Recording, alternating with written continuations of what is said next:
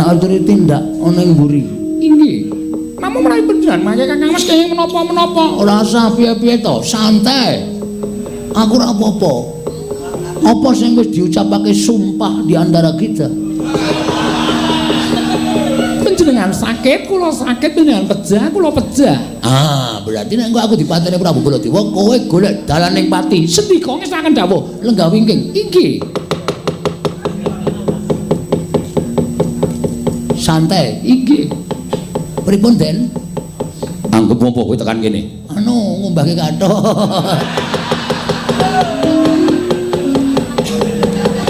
Lah kok ora bali? Mboten entuk bali. Sing ora entuk sapa? Niki.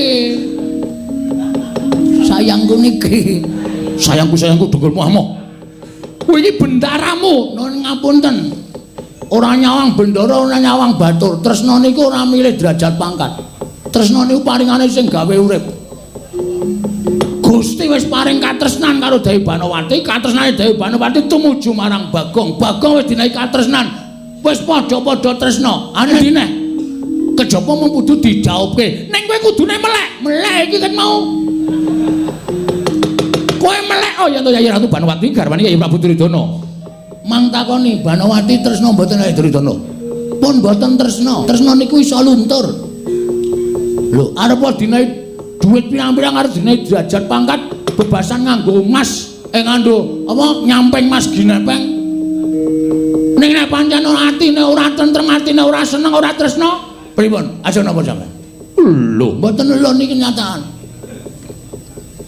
Kenyataan. Dadi mboten sapripun-pripun. Pun panjenengan mboten sang gagas Prabu Duryudana, saniki panjenengan tak dadekke seksi. Seksi apa? Ijab kula. Lho. Wedan kowe.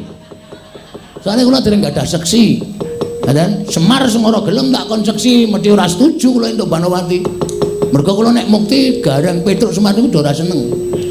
Mula kula golek seksi sampean mawon. Edan kowe. Mboten edan iki kenyataan. Ayo kowe bali. Kowe bali. Bali teng pundi? Ning omahmu. Kowe ora gelem bali aja kelakon tulak. Gelandang nenggala kowe. Woi. Kang Mas, ngatos-atos Kang Mas. Santai, santai.